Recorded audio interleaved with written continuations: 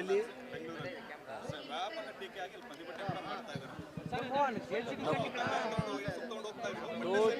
Totally ತಪ್ಪು.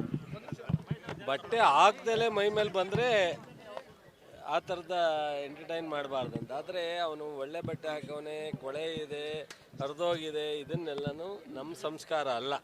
ಅವರವರ ಶಕ್ತಿ ಅನುಸಾರ ಅವರವ್ರ ಬಟ್ಟೆಯನ್ನು ಧರಿಸ್ತಾರೆ.